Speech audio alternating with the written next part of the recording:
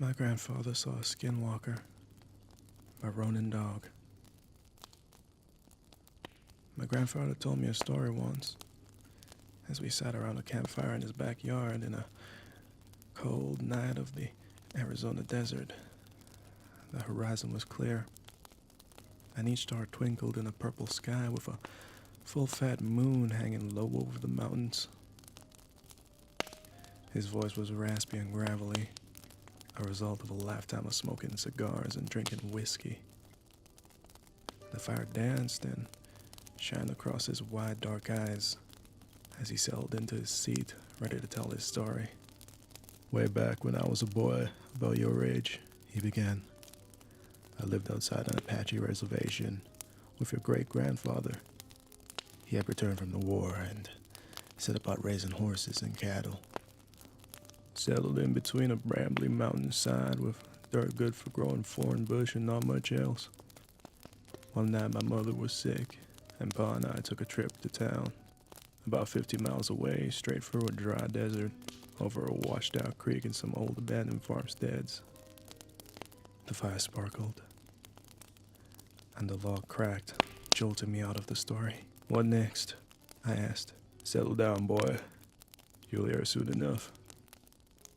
Pa and I were driving in an old Ford pickup truck.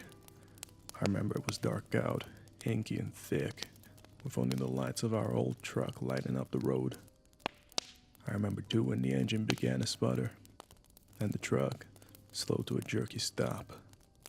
God damn it, Pa said, guiding the Ford truck to the side of the road as it coasted to a halt. Stay here, son.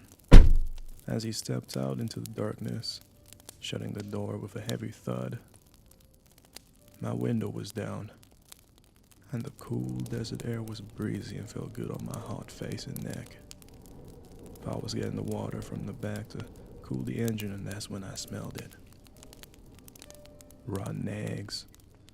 Strange, I thought, to smell sulfur in the desert. My nose also picked up carrion. Like one of them dead bloated cattle that would drop from the heat and lay there until the crows pecked enough holes in their hide to cause the whole thing to explode. It stunk and I gagged. My skin started to tingle too. Back of my neck felt itchy and my face started to get hot. The wind stopped blowing and it hung still, with the stink filling the cab. Pa? I called. Pa! Pa! No answer. My heart started beating. I felt such a fear in me, in my bones, in my chest. Boy, I tell you, I ain't never felt like this. Not until Vietnam. Not until I saw a man dying around me. I locked the door and reached over for my pa's door, and I saw a shadow barn across the road through both dim beams of light. Across the partly open domed hood. Grandfather paused. He spit a fat wad of tobacco spit off to the side, and he looked pensively into the darkness. I realized I was holding my breath and I gasped for air. The night was so cold, but I was sweating and clammy. Well, what happened? What about your father? What do you see? He sighed. A creature. He shook his head. You have to understand there were legends. Old legends. Older than the rock cairns out in the valley. Older still than Crazy Horse and Sitting Bull. Than the old Indian chiefs and their shamans. The Apache, the Hopi, the Cherokee. All them old tribes and the first peoples.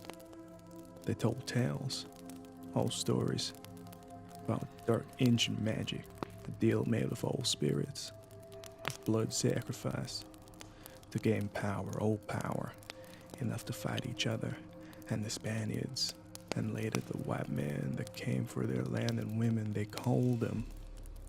He paused. Grandfather took a deep breath and bodied forward into his tale, across the fire, And the sky, the desert, the creek, the moon, the sun, and the old mountains, he bodied forward. They called them skinwalkers. Shape changers, old warriors resurrected as skinless men, all sinew and muscle, walking on their deer legs, with a torso of a man and the head of a coyote, with messed up, boy, long and malformed snouts, teeth like a bowie knife, long arms, and standing 7 foot, even hunched over.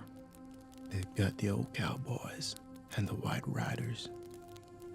They'd run through bullets and sabers, part the Spanish armor like it was a potato sack. Wily too.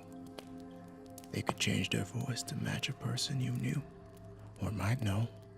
Boy, that's what I saw. Big and fast. Only for a second, it ran across the road. Gray and mottled. Muscles flexing under his legs, hooves clomping on the road, stringy muscled hunched shoulders, and it turned. Looked right into the cab, looked right into my eyes, and I swear, boy, I swear it grinned at me. I sank into my seat in shock and fear, shaken. I knew death was near. The air was electric. I smelled ozone and brimstone. The air felt like right before the lightning comes and blows the trees to smithereens.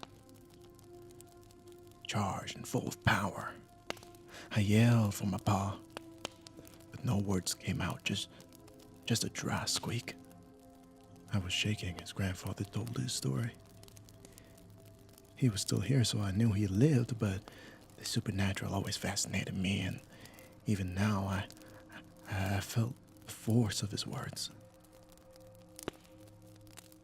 The real power of skinwalkers was in their trickery. Sure, they could change their voice, but also their skin. That's why the gods took their hide, so they could take others. Not for long, the legends say. Maybe for an hour, before the soul of the skin they wore come looking for their mortal shell before going to whatever hell awaited them. Though, I think, the getting skinned alive was hell enough. A minute passed, and what felt like a lifetime, 1 second in 1,000 years. My father opened the door, and I jerked my head to the left, putting my fist up to fend off attack. Son? It's me, my father said.